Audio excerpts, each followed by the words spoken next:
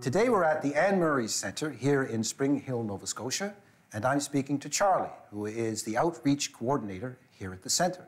And I also understand, Charlie, on a personal note, that you're an actor. That's right. Yes, I am. Yeah, I've been acting, working in theatre, acting, writing, directing for 30-some years now. Well, I hope your career goes better than mine. Well, so far about the same, probably. Here we are together. So perhaps you could tell me a little bit about the genesis of the centre, how it began, and what people can sort of expect when they come here. Yeah, I think the idea actually started in Springhill. Anne has always been, she's from Springhill, of course, and she's always been very closely associated with the town. Her mum's lived here until she passed away, and Anne used to come back every summer and be in the area. And then I think it was initiated, I think maybe by the Chamber of Commerce. They thought that the centre might, a centre celebrating Anne's career might actually bring some tourists to town, and Anne was approached and she liked the idea as well, and so she got behind it, and the centre opened back in 1989 with an idea that it would attract tourists to the area but also create employment for Springhill and the region. And it's been going for 33 years now, yeah. And it's the longest running centre that's in honour of a musician in Canada. It's been running longer than any other in Canada, yeah. And it does attract a fair number of visitors over the course of a season, doesn't it? Yeah, so the centre attracts about 6,000 people a year. It's over 500,000 in the 30-some years it's been open. That's impressive. Yeah. And I'm looking at some of her awards are here too. We've got gold records, which I'm hoping to get a hold of one. Yeah, we might have to break the glass. Well, that's the problem, right? I don't know if there are alarms on it or not. Well, one of the things that's really cool about the museum is it's a mix of her personal life and her career. Her mother was famous for keeping everything. So when you get in there, there's actually like a lock of Anne's hair. If you could get that, you could clone Anne Murray. Better her than me, right? There's a story for you. But anyway, a lot of her awards are in there as well. There are, I think, she won 4 Grammy Awards. I believe 3 of them are in the centre here. And she's won, I think, Junos. I think she's up to 24 Juno Awards. A number of them are in there, and Country Music Awards. And so there's some really cool awards in there. My kids, I have kids who range in age from 19 to 26, and I brought them through the centre, and I have a daughter who was a singer, working as a singer-songwriter for a little while, and she didn't quite know who Anne Murray was, but she was very excited to see a Grammy Award up close. Well, I get a lot of that. They don't know who I am either. My kids don't know I'm an actor. And of course, there's Anne Murray's family's tree. Her family's been in Nova Scotia for a long time. Yeah, they have. And she has Acadian roots, and her brother, actually, Bruce Murray, who used to sing with Anne, he used to tour with her, and he had a recording career of his own. He passed away just a year or 2 ago, but he wrote a book called Piao about their Acadian ancestors, and so they have roots going back in Nova Scotia for a long, the Maritimes for a long time. It tends to be a common thread with all Maritimers is how long our ancestors have been in this province. Yeah, and Anne also fits into that category of people who go away for their career but then come back when they retire. Like she was living in Toronto for a number of years, and she came back just 2-3 years ago. So. Well, that's sort of like my story. I was born, as we were talking earlier, I was born in Toronto, and then we ended up coming back. Yeah. And of course I was sort of resistant because I was relatively young, 13. Toronto, right? Yeah. But then I understood why my parents wanted to come back. And then after living here, I understand why I want to stay here. Yeah, no, there's definitely a pull. I, too, went away to pursue a career, lived in Ottawa, Toronto, and London, England, but I'm back here now, yeah. It's a call. Yeah. It's a strange phenomenon. Like now, for example, I haven't been back to Toronto in 25 years. Wow. And I missed a lot of my friends and people passing on. But you sort of have to get vice grips to pull me out of here, right? Because I've fallen on just with the province, and I've been working at a national park here. Yeah. But it's Halifax. I love Halifax. Yeah. It reminds me of really the Toronto when I grew up in it. Oh, okay, yeah. It really does. Nice, small, medium city, friendly people. Yeah. And I have no desire to go back. Go back to a visit, for sure. Yeah. I'm here, and I suspect I'm going to be planted here with the rest of my relatives. And from the age of me, it's not going to be that long. Now, I'm very excited to come and have a look through this centre. I don't say museum, centre. And I would imagine that it might be a bucket list item on many people's agendas. It is, for sure. There are a lot of people that come through, and this has been a dream of theirs. Anne, every year, very generously does we have an Anne Murray Day, and she does a luncheon, and people come from around the world to have lunch with Anne Murray and visit the Anne Murray Centre. And literally, there are people here from the other side of the world. They come from New Zealand and Australia and the UK, but they literally come from around the world because they want to meet Anne, but they also want to see this centre. So, and I know some people, it's a very emotional experience for them because it's amazing how many people will approach Anne and say, this song, my parents danced to this song at their wedding, or, this song meant so much to my mother, or whatever. People feel they have a really strong emotional connection to her. And I think they feel that when they go through the center. I know Juanita, who's the executive director here, talked about a man who literally took him 3 tries to get through the exhibition because or the exhibit, because he kept crying and he kept breaking down. So music has that effect on people. Well, it does. And it's funny, I grew up in Amherst, just like, a few minutes from Springhill. So when Anne was sort of getting really famous, I was 4 or 5, and I remember my parents saying, look, that woman's from Springhill, and so she's been part of my life forever.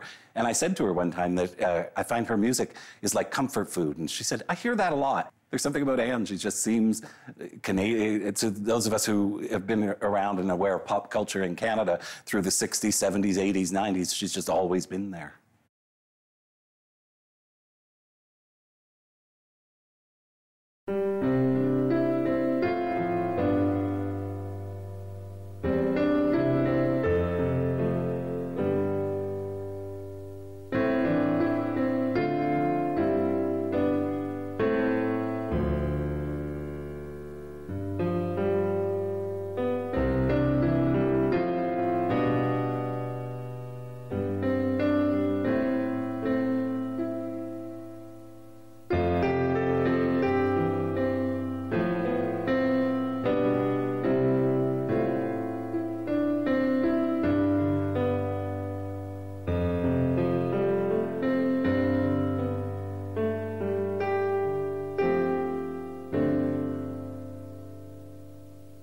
Wow, Charlie, I'm looking at this exhibit and all these gold and platinum records. What an extraordinary career for a girl from Springhill, Nova Scotia. I know, it's absolutely incredible as you walk through here, like the sheer number of gold and platinum records. And I assume people know this, but I mean, a lot of Canadian female artists have been very successful since Anne became popular in the 1970s. Shania Twain and Celine Dion, Sarah McLachlan. But before all of them, there was Anne Murray. And her song Snowbird, which was released in 1969 and sort of topped the charts in 1970, she was the first Canadian female solo artist to have a #1 in the States or to have a gold record in the States for that song Snowbird.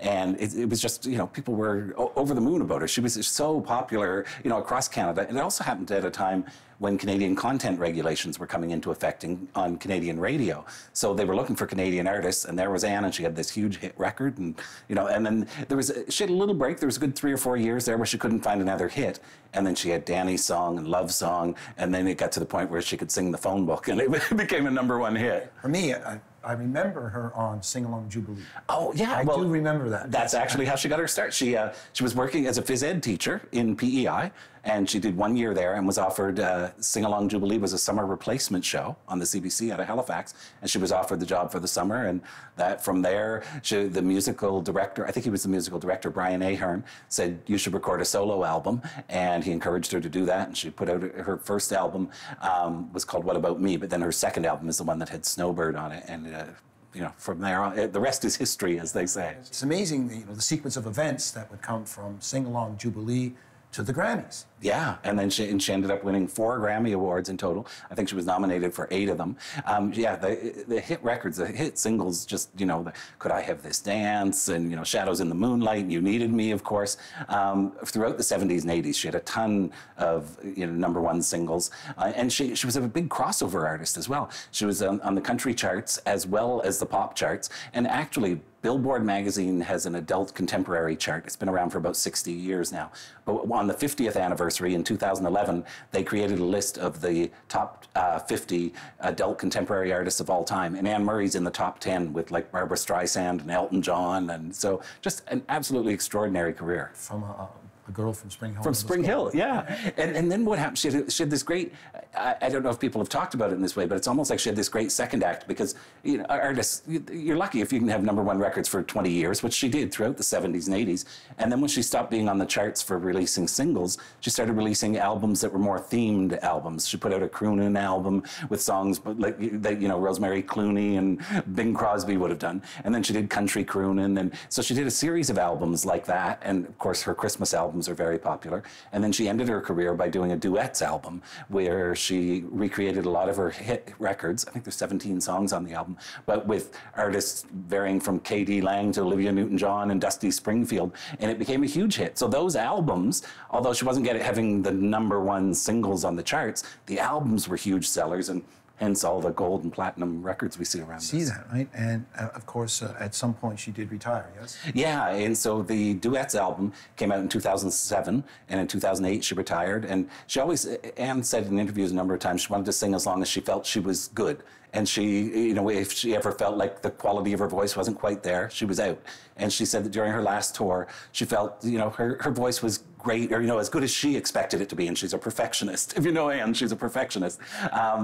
For, you know, I think she said for about 8 of the shows, her voice was where she wanted it to be. And she knew it was time to just, you know, she's also said 40 years is long enough to do anything. So she walked away in 2008 and hasn't looked back. As a girl growing up in Springhill, I mean, it must have been quite a leap to come from rural Nova Scotia into the bright lights, right? Yeah, I'm sure it was. Now, Anne grew up in slightly different circumstances than a lot of people in Springhill. I think Springhill economically, I think certainly had its challenges, and a lot of people in town worked in the mines or whatever. And Anne's father was a doctor, so she grew up in, you know, slightly better off than certainly a lot of people. However, you know, she did have friends whose dads were in the mines and they lost their fathers during the bump, and she's talked about how emotionally stressful that was as a young person. At like 12, 13 years old, she would be going with friends down to the pit after they'd had these mine disasters, and these friends of hers would be waiting to see if their father was going to come out alive. So, you know, that would certainly cause some psychological scarring, you would think. It was, you know, sort of a tough childhood in that way. But Anne was very much a tomboy growing up. She had 5 brothers. So there was her and 5 brothers, and they beat her up a lot, and they roughhoused, and so she ended up becoming a phys ed teacher. But she's always been very down to earth. She's really self-deprecating, and, you know, people who know her well say she hasn't changed since those days. Like, there are people, when she was in high school, she loved to sing, and she had a group, and there were 3 of them that would sing, her and 2 other women, and they would sing together. And she's still friends with those women. And there are people she taught when she was in PEI that she still gets together with once a year. Like, she's one of the things that's great about Anne is she's very down to earth. Despite all the people she's known and met through her career, she's pretty much stayed Anne Murray from Springhill. Well, that's very rare. It is. It really is. Now, you and I both are in the acting profession. Yeah. So we know about egomaniacs and people making crazy demands and all the rest of it, but they wouldn't be anywhere near her level. No, I was on a Canadian sitcom with someone who I won't name, who was horrible to be on set with. Well, we've all got these horror stories, When right? you turn the camera off, I'll tell you who it was. Okay, But yeah. you got the deal, right? But you know, we've seen that, you know, on a big set and all the rest of it. And in some ways, you can understand, because if you're a major star like she was in the 70s and 80s, yeah, you know, people will cater to you, they will do anything you want, and it has to sort of go into your mind that this would continue in your private life. So you have to be not only just grounded, but a strong person to resist the pull. And we all have these stories of famous people with drugs and alcohol and all the rest of it, and scandal. But to my understanding, there's never been any of that. No, Anne seems to have avoided all of that. And she was also one of the first Canadian artists to have a huge career while staying in Canada. Up till then, like Hank Snow had been a big star, but he left and went to the States. And, you know, most people did.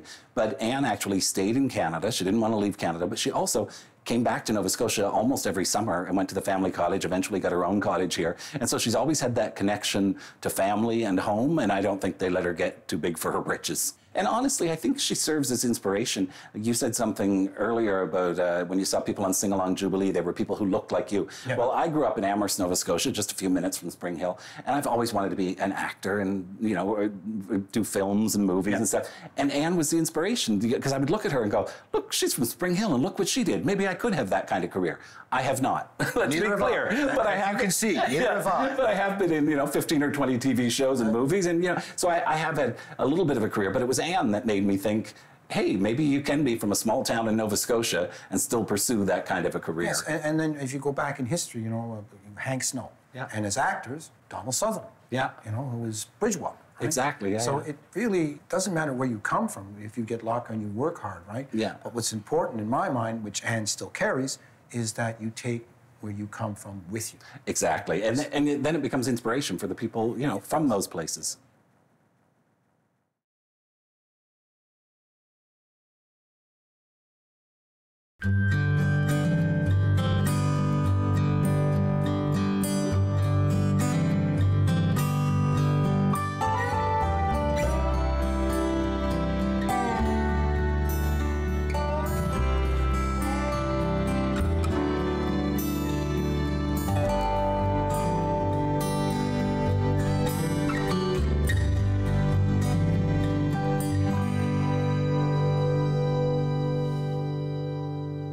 It must have been a little difficult for Anne to have handled this intense celebrity and also raising a small family. Yeah, she's talked a lot about that, about how hard it was for her as a mother to be away from her kids so much, because she had two children, a son and a daughter, and quite often she'd come home for summer in Nova Scotia, as I mentioned, and then she'd have to leave at the halfway through the summer or halfway through August and go back out on the road. And she said it kind of broke her heart having to leave her kids behind. And I think that's something that women in the industry in particular seem to feel much more than men. I think there's an element of guilt there that they're not there all the time for their kids. But I mean, Anne did make sure she was home a good amount of the time. But you hear her talk now, and she talks about the sacrifices of her career, and that's definitely one of the biggest sacrifices, so that she wasn't there with her kids as much as she would have liked to have been, for sure. Well, I mean, at the height of her fame, the demands on her time must have been extraordinary. Yeah, and she has said that she didn't know she could say no, and once she discovered she could say no, she was very happy about that. And now she says no. That's probably why she's so firmly retired. But there was a time where she was releasing an album a year, and then so as soon as you release an album, you have to go and you have to tour that and promote the album. And yeah, she was pretty much nonstop for a number of years there. And that happened to coincide with when she had small kids at home. So, but she was, as you mentioned, some of the famous people she knew. There's letters here in front of me from Dick Clark and Johnny Cash and Bryan Adams, and it's like anybody who was anybody in the 70s and 80s and even into the 90s, Anne kind of knew and or met them. So it sort of boggles the mind. Yeah, I mean, she was Elvis Presley's favorite female singer, and John Lennon actually told her that her version of "You Won't See Me" was his favorite Beatles cover ever. And Jerry Seinfeld opened for her. When she played Vegas, Jerry Seinfeld wasn't a big star yet. It was before his TV show, and he was her opening act. So, and Elton John said the only thing he knew about Canada was hockey and Anne Murray. That's possibly true. Yeah. Oh, another one is Burt Reynolds. Burt Reynolds loved Anne Murray. She actually, I think it was a movie of his, I think it was called Stick. She did a song called Time Don't Run Out on Me. I think it was from that movie. I could be wrong about the detail, but he did a movie, had Anne sing a song for it. But he also hosted Saturday Night Live during their very first season, and he asked Anne to be the musical guest because he liked her so much. Would she have been comfortable doing some acting? I think she would have been. She actually did, I think it was an episode of Family Guy, maybe, and they that's a voiceover. Yeah, she did voiceover, but it is acting, so she did the voice for that. So yeah, I wonder if she ever thought maybe a movie or a series? There was talk of it. I've seen interviews where she's talked about that could be a possibility, but as far as I know, she hasn't really done. I mean, when you're doing a special, you're acting. She did the Johnny Cash special, and Andy Kaufman from Taxi. She does a little skit with him, kind of at her dressing room door, and so there's a little bit of acting, but yeah, she never did a proper TV show or movie that I know of. Aside from the concerts and the records, were there other events that she did? Yeah, she, as I mentioned, there were things like, Saturday Night Live, but she sang the national anthem at the first World Series game ever played in Canada, and for the closing ceremonies of Maple Leaf Gardens, she said she was there and sang the last song at Maple Leaf Gardens, and she was in the opening ceremonies of the Olympics in Vancouver in 2010. She's done a number. She gets invited to do a lot of stuff because she's Anne Murray and she's a legend. Exactly. Yeah, I think I said to her one time, we were doing an interview, and the VIP lunches that we have every year for the center, for the last 2 years because of COVID, we couldn't do them in person. So we did them online. So I was the host and Anne was there and the people were on screen as well. And I would ask questions on their behalf. And I said something about, and here she is, the legend, Anne Murray. I said, do you ever get tired of being called the legend? And she said, would you? Yeah, exactly. It's like she's okay with that. Yeah. And I think we mentioned in an earlier segment about the luncheon. That is nonprofit, correct? That's right. Yeah, the charity. This is a nonprofit. The center is a registered nonprofit charity. So any money that's raised through the center just goes back into the center to create employment and to help the economy of the area. Yeah. Springhill girl helping Springhill. Yeah, for sure. That's very Nova Scotian, isn't it? It's very Nova Scotian. The only way we survived here was helping each other. Exactly, and Anne has continued to do that. She's never forgotten about Springhill. That's a good thing. Yeah.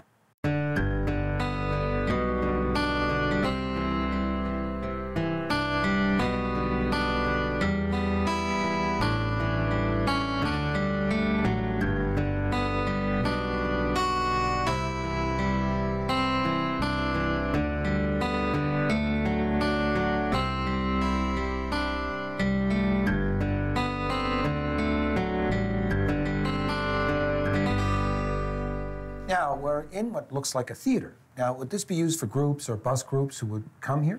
Yeah, it doesn't seat a lot of people. You can probably get, I don't know, maybe 15 or so in here at a time. But it's set up so that there's a screen in here and people can watch Anne Murray videos and you see her accept different awards and, you know, different honors she's gotten and stuff. So it's kind of a cool way after you've watched all of that to see, you know, her, you actually get to see her on video accepting awards and talking and stuff. That's wonderful.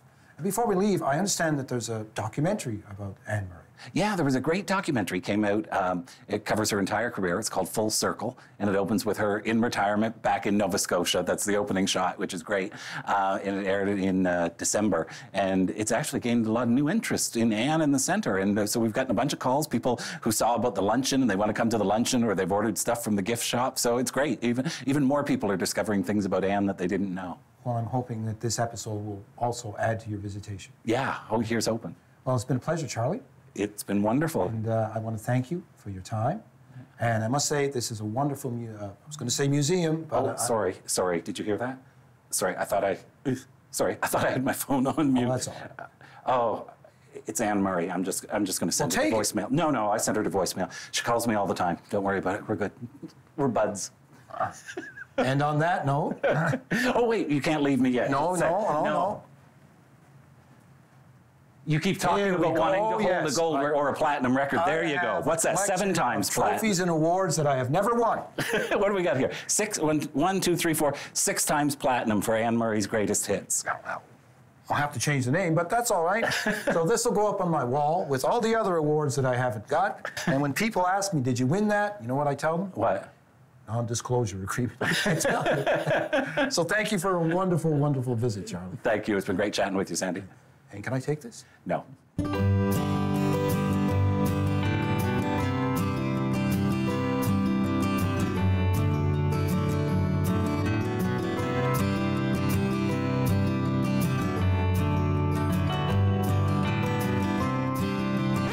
We're done, right? Do you mind? I think so. I am. Okay, you don't mind if I check my messages?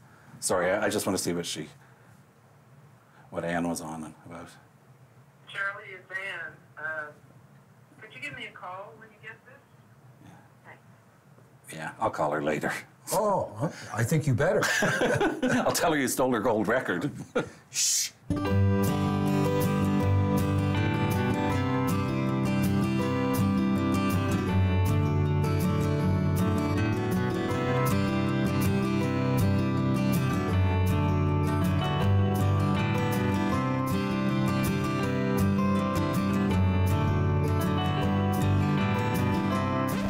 I could hide 'neath the wings of the bluebird as she sings.